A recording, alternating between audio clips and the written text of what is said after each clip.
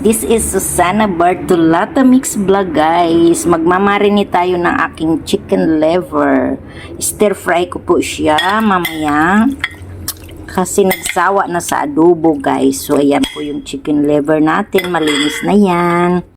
First po ay marinate natin siya sa light soya sauce.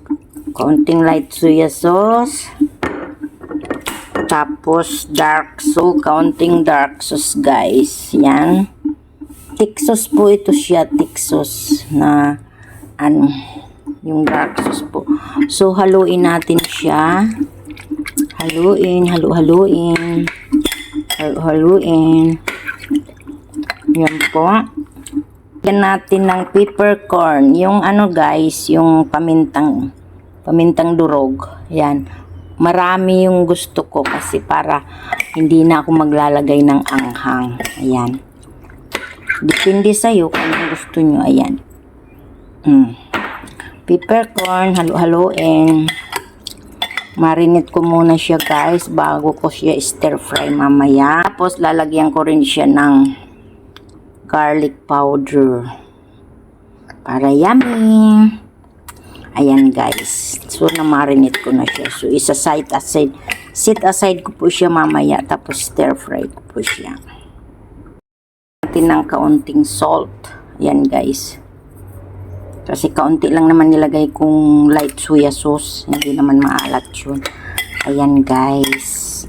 Marinate ko siya guys. Alright. Next po na ating imamarinate. Yung aasinan ko lang siya guys. At lagyan ko ng kaunting suka. Kasi gagataan ko siya guys. So lagyan ko ng asin. Ito po yung ulam natin mamaya.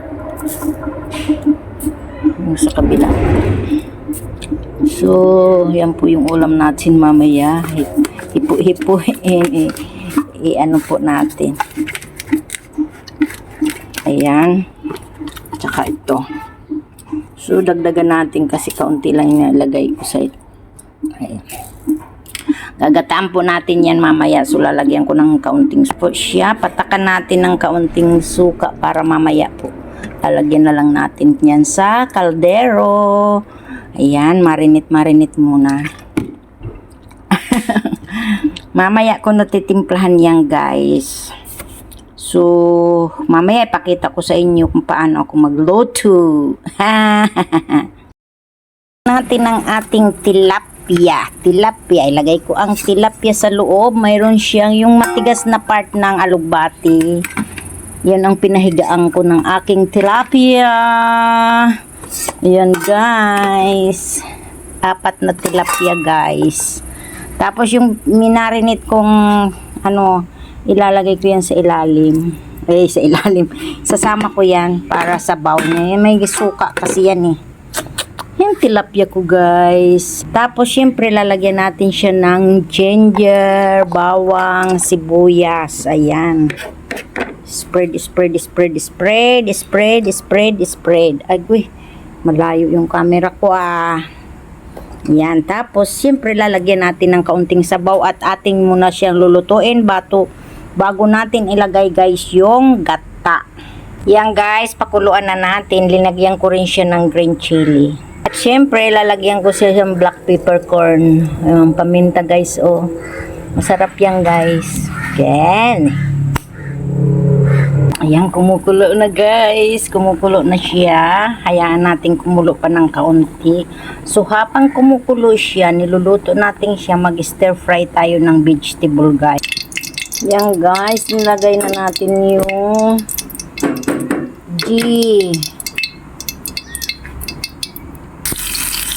stir fry na natin ang garlic. Ganyan. Ang bango.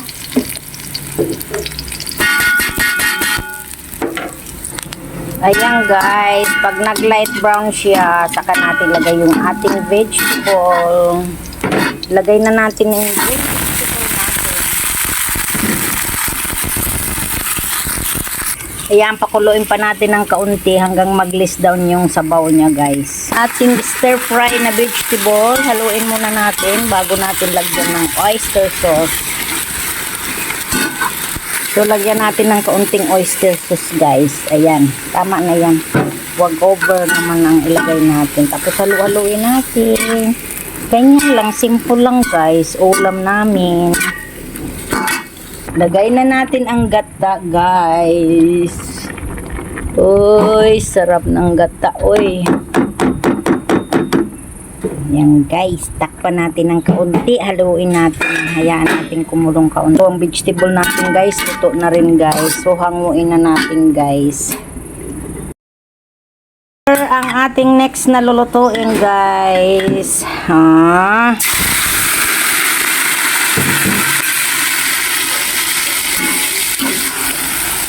Ayan guys.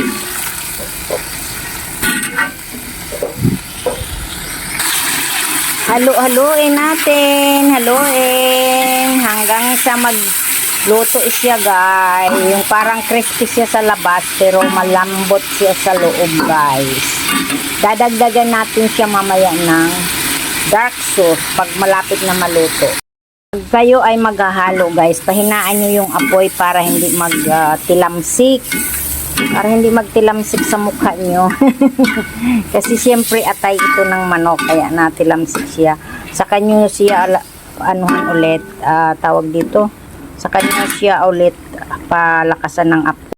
Guys, luto na siya guys. Lalagay na natin yung ating big onion, spring onion, at saka chili. Kung may red chili kayo, pwede rin. Kaya lang, wala akong red chili, hindi pa pula ang sili ko. Kaya green na lang nilagay ko.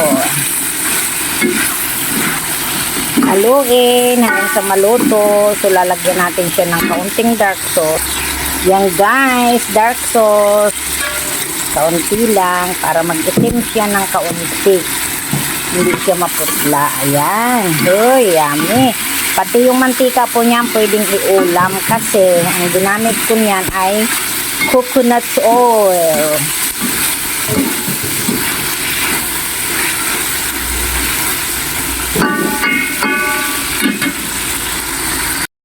Luto na, yummy ulam. Ito po yung ulam namin for tonight and today ay lunchtime, dinner time. Pag may matira hanggang bukas. Sabay ganun. Ayan, luto na guys. Hanguin na natin.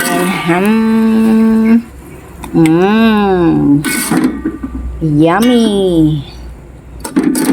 Mapapa-only rice ka guys.